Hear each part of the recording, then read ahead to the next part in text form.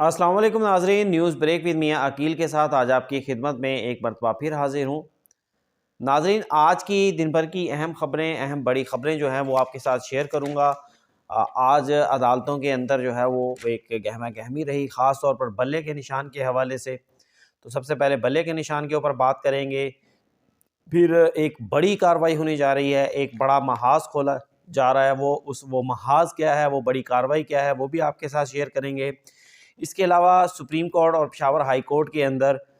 جو ہے وہ بلے کے نشان کے حوالے سے مقدمات کی سماعت ہوئی، ان کا احوال بھی آپ کے ساتھ شیئر کروں گا۔ سب سے پہلے آغاز کرتے ہیں ناظرین، میرے نزدیک جو سب سے بڑی خبر ہے وہ ہے بلے کا نشان۔ ناظرین، پاکستان تحریک انصاف کے آج بلے کے نشان کے حوالے سے سپریم کورٹ آف پاکستان میں بھی سماعت ہوئی، پشاور ہائی کورٹ میں بھی سماعت ہوئی۔ پشاور ہائی کورٹ کے اندر بڑی مختصر سی سماعت ہوئی، جسٹس شکیل احمد اور جسٹس وقار کی جانب سے کی سربراہی میں 2 رکنی بینچ نے سماعت کی۔ پاکستان تحریک انصاف نے توہین عدالت کی درخواست دائر کر رکھی ہے الیکشن کمیشن کے خلاف، اور اس درخواست کے اندر موقف اپنایا گیا ہے کہ پاکستان کے جناب پشاور ہائی کورٹ نے الیکشن کمیشن کو یہ حکم دیا تھا کہ وہ پاکستان تحریک انصاف کو بلے کا نشان دے، اور اس کے ساتھ جو ان کا سرٹیفکیٹ ہے اسے ویب سائٹ پر آویزاں کرے، لیکن الیکشن کمیشن نے نہ تو بلے کا نشان دیا، نہ یہ معاملہ جو ہے وہ سرٹیفکیٹ ویب سائٹ کے اوپر جاری کیا گیا۔ اس لیے الیکشن کمیشن پر توہین عدالت کی درخواست جو ہے وہ اس پر کارروائی کی جائے۔ اب پشاور ہائی کورٹ میرے خیال سے تھوڑا سا پیچھے چلی گئی، کیونکہ پشاور ہائی کورٹ نے اس مقدمے میں نوٹس جاری کرتے ہوئے اس کی سماعت غیر معینہ مدت کے لیے ملتوی کر دی۔ اگر وہی جوش و جذبہ ہوتا جو پہلے فیصلے کے وقت دکھایا گیا تو پشاور ہائی کورٹ انہیں فوری الیکشن کمیشن کے ممبران کو بلا سکتی تھی، انہیں احکامات جاری کر سکتی تھی، فوری طور کے اوپر جو ہے اس مقدمے کو آج ہی سنا جا سکتا تھا، یا پھر کل بھی سنا جا سکتا تھا، ہفتے کے روز بھی، لیکن ایسا نہیں ہوا، مقدمے کی سماعت آئندہ ہفتے تک چلی گئی۔ ناظرین، دوسری ایک اور اہم خبر آپ کے ساتھ بھی شیئر کر دوں، وہ ہے سینیٹر ہدایت اللہ نے سینٹ کے اندر جو ہے وہ درخواست ریزولوشن جمع کروائی ہے، اور اس ریزولوشن کے اندر یہ موقف اپنایا گیا ہے کہ ملکی حالات کے مد نظر 3 ماہ کے لیے عام انتخابات کو رکوایا جائے۔ پھر ناظرین، ایک اور چھوٹی سی خبر آپ کے ساتھ شیئر کر دیتے ہیں پہلے، وہ یہ ہے کہ جناب عمران خان صاحب نے این 182 اور 89 میں جو کاغذات نامزدگی ان کے مسترد کر دیے گئے تھے، ان کے خلاف لاہور ہائی کورٹ میں اپیل دائر کر دی، وکیل اظہر صدیق کے ذریعے اپیل دائر کر دی گئی۔ میرے خیال سے یہ ایک بھنڈ کیا گیا ہے، کیونکہ الیکشن ٹریبونل کے فیصلے کے خلاف اپیل ہائی کورٹ میں نہیں سپریم کورٹ میں قانونی طور پر دائر کی جا سکتی ہے، لیکن جس طرح کہا جاتا ہے کہ پاکستان تحریک انصاف کے وکلاء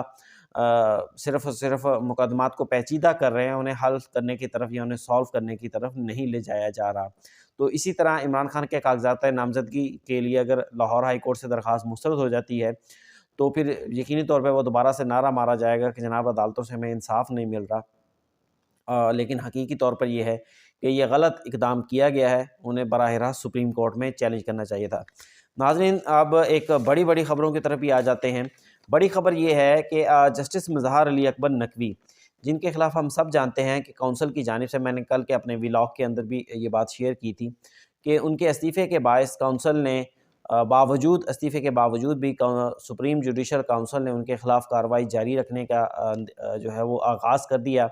انہیں نوٹس بھی جاری کیا گیا تھا۔ آج جب کارروائی کا آغاز کیا گیا تو ان کے وکیل خواجہ حارث کی جانب سے تحریری طور پر عدالت کو آگاہ کیا گیا کہ وہ دھند کے باعث نہیں پہنچ سکتے، اور پھر بعد میں کارروائی کے دوران یہ بتایا گیا کہ وہ راستے میں ہیں، اگر عدالت کارروائی کو کچھ دیر کے لیے ملتوی کر دے کونسل تو پھر وکیل خواجہ حارث پہنچ سکتے ہیں۔ دوسری جانب ان کی جانب سے یہ بھی موقف اپنایا گیا کہ کونسل جو ہے وہ کسی جج کے خلاف کارروائی کر سکتی ہے، جب کوئی بھی شخص استعفیٰ دے دے یا ریٹائرڈ ہو جائے تو اس کے خلاف کونسل کارروائی نہیں کر سکتی۔ اب ناظرین، یہ انتہائی اہم لمحہ تھا جس کے اندر وفاقی حکومت نے انٹرسٹ ڈالی، اور وفاقی حکومت کی جانب سے یہ موقف اپنایا گیا کہ کیونکہ سپریم کورٹ نے عافیہ شیر بانو کیس کے اندر یہ قرار دے دیا ہے کہ الیکشن کے کوئی بھی جج اگر ریٹائرڈ ہو جائے تو اس کے خلاف کارروائی نہیں ہو سکتی، تو اس لیے وفاقی حکومت نے کہا ہے کہ ہم اس فیصلے کو اس کو چیلنج کرنے جا رہے ہیں، اس کے خلاف اپیل سپریم کورٹ میں کرنے جا رہے ہیں۔ یہ ناظرین انتہائی اہم فیصلہ ہے۔ بنیادی طور پر ہوا کچھ یوں تھا کہ درخواست گزار عافیہ شیر بانو نے سپریم کورٹ آف پاکستان میں یہ درخواست دی تھی سابقہ چیف جسٹس ثاقب نثار کے ریٹائرمنٹ کے بعد کہ جناب انہوں نے یہ بھنڈ کیے، یہ انہوں نے اپنے اختیارات کا غلط استعمال کیا، تو ان کے خلاف کارروائی کی جا سکے۔ اب یہ مقدمہ لگا جسٹس منیب اور اعجاز الاحسن کے سامنے۔ کون نہیں جانتا کہ جناب ان کی محبت ثاقب نثار صاحب کے ساتھ تھی۔ تو انہوں نے ایک فیصلہ دے دیا کہ کوئی بھی جج اگر ریٹائرڈ ہو جائے تو کونسل اس کے خلاف کارروائی نہیں کر سکتی۔ وہ فیصلہ کل بھی جسٹس مظہر علی اکبر نقوی کیس کے اندر بھی آڑے آیا، اور وہ دیگر ججز کے خلاف کارروائی میں بھی آڑے آنا تھا اگر کوئی استعفیٰ دے جاتے، جیسے جسٹس اعجاز الاحسن ہے، جسٹس مظہر علی اکبر نقوی ہیں۔ اب وفاقی حکومت نے اس معاملے میں بڑا اہم فیصلہ کیا ہے کہ وہ عافیہ شیروانو مقدمے میں اپیل دائر کریں گے۔ اب ناظرین، اس اپیل اگر دائر ہو جاتی ہے تو اس اپیل کے فیصلے کے بعد اگر سپریم کورٹ اس کو ایکسیپٹ کر لیتی ہے تو یہ انتہائی اہم ہوگا، کیونکہ اس فیصلے کے بعد سابقہ چیف جسٹس میاں ثاقب نثار کے خلاف کارروائی بھی ہو سکے گی، کیونکہ وہ درخواست تو بنیادی طور پر تھی ہی ان کے خلاف، اور سپریم کورٹ اگر آپ اس کو ایکسیپٹ کر کے اس فیصلے میں جناب کونسل کو کارروائی کے لیے بھجوا دیتی ہے اس درخواست کو، تو پھر ان کے خلاف بھی کارروائی ہوگی۔ اور دوسرا جسٹس اعجاز الاحسن جو کہ استعفیٰ دے گئے ہیں، جس بھی دباؤ کی وجہ سے انہوں نے استعفیٰ دیا، اگر ان کے خلاف بھی جو باتیں آ رہی ہیں کہ ان کے خلاف بہت سارے شواہد تھے، بہت ساری ویڈیوز تھی، بہت سارے بیان حلفی تھے جو انہوں نے پاناما مقدمے کے اندر لوگوں کے اوپر پریشر ڈالا، ان تمام لوگوں نے بیان حلفی جو ہیں وہ دے دیے ہیں، تو پھر ان کے خلاف جو بیان حلفی ہیں ان کے بنیاد کے اوپر ان کے خلاف بھی کارروائی ہو سکتی ہے۔ تو یہ معاملہ یہاں رکنے والا نہیں ہے۔ تو بظاہر لگ یہ یوں رہا ہے کہ سابقہ چیف جسٹس ثاقب نثار، سابقہ چیف جسٹس عمر عطا بندیال اور سابقہ ججز جسٹس مظہر علی اکبر نقوی اور جسٹس اعجاز الاحسن، ان کے خلاف کارروائی ہونے جا رہی ہے۔ اب ناظرین، اس کے بعد بلے کے نشان کے حوالے سے سپریم کورٹ آف پاکستان میں انتہائی اہم سماعت ہوئی۔ پاکستان تحریک انصاف الیکشن کمیشن کے وکیل مخدوم علی خان نے یہ موقف اپنایا کہ آئین کے آرٹیکل 215 الیکشن ایکٹ کے آرٹیکل 215(5) کے تحت یہ بڑا واضح ہے کہ اگر کوئی بھی سیاسی جماعت اپنے آئین پر انحراف کرتی ہے تو اسے انتخابی نشان نہیں دیا جائے گا۔ ان کا کہنا یہ تھا کہ پاکستان تحریک انصاف کے آئین کے مطابق ان کے چیئرمین کے الیکشنز ہوتے ہیں اور ان الیکشنز کے حوالے سے سرٹیفکیٹ الیکشن کمیشن میں جمع کروانا ہوتا ہے، اور یہ اب نہیں کہا گیا بلکہ جب پاکستان تحریک انصاف حکومت کے اندر تھی اس ٹائم بھی کہا گیا تھا کہ پاکستان تحریک انصاف انتخابات کروائے، لیکن اس ٹائم پاکستان تحریک انصاف نے یہ موقف اپنایا کہ کووڈ کے باعث ان کے ممبر جو ہیں وہ ووٹنگ کے لیے نہیں آ سکتے، اس لیے الیکشنز کے عمل کو ملتوی کیا جائے۔ الیکشن کمیشن نے انہیں مہلت دے دی، لیکن اب پاکستان تحریک انصاف سے دوبارہ کہا گیا کہ جناب آپ نے وہ پارٹی انتخابات کروانے تھے جو کہ اتنے عرصے سے ڈیو ہیں، آپ نے نہیں کروائے۔ تو اس کے اوپر الیکشن کمیشن نے انہیں ٹائم دیا، پاکستان تحریک انصاف نے الیکشنز کروا دیے، لیکن ان الیکشنز کو پاکستان الیکشن کمیشن نے اس بنیاد کے اوپر ماننے سے انکار کر دیا کہ پاکستان تحریک انصاف یہ ثابت نہیں کر سکی کہ الیکشنز جو ہیں وہ فیئر اور ٹرانسپیرنٹ ہوئے ہیں۔ اب اس میں ناظرین دیکھیں، اس میں بھی تو پاکستان تحریک انصاف کے وکلاء نے یہ بھنڈ کیا نا، ساری دنیا کو پتہ تھا کہ یہ معاملہ ہونے کیا جا رہا ہے۔ بھائی معاملہ جو ہونے جا رہا ہے آپ کو بھی پتہ ہے، یہ وکلاء گوہر صاحب اور جو باقی وکیل ہیں سارے کے سارے، میں ان کا نام نہیں لیتا، سب لوگ دوست ہیں ہمارے، بڑا پیار کرتے ہیں، بڑی شفقت کرتے ہیں، ان تمام لوگوں کو یہ چیز معلوم تھی کہ یہ معاملات عدالتوں میں جائیں گے اور پاکستان تحریک انصاف کو بلا یا اس حوالے سے کچھ اور مشکلات سامنے آ سکتی ہیں، لیکن اس کے باوجود بھی انہوں نے بھنڈ یہ کیا کہ کوئی بھی ڈاکومنٹس تیار نہیں کیے، کوئی بھی کاغذات نامزدگی تیار نہیں کیے۔ بھائی آج سپریم کورٹ مقدمے کے اندر پوچھتے رہی کہ اگر آپ نے الیکشنز کروائے ہیں تو کوئی کاغذات نامزدگی ہوں گے، وہ ہمیں دکھا دیں، نہیں دکھائے۔ آپ لوگوں کو کوئی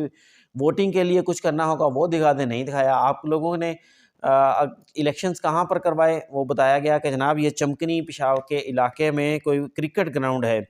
اس کرکٹ گراؤنڈ کے اندر جو ہے وہ رانو گڑھی، وہاں پر یہ انتخابات کروائے گئے۔ بھائی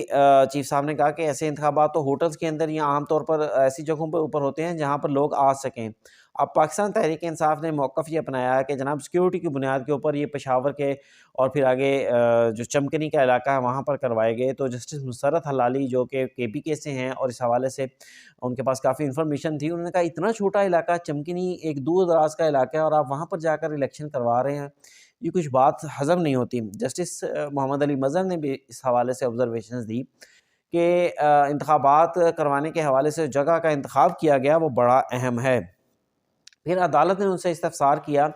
کہ آپ نے اپنے ممبرز کو، جو آپ کے جو ممبرز ہیں، جو عدالت کو بتایا گیا کہ 8,37,950 پاکستان تحریک انصاف کے رجسٹرڈ ممبرز ہیں، ان ممبرز کو کس طرح بتایا؟ تو بتایا گیا کہ جناب واٹس ایپ کے ذریعے ان تمام لوگوں کو میسج کر کے جگہ کا بتایا گیا کہ فلاں جگہ انتخابات ہیں۔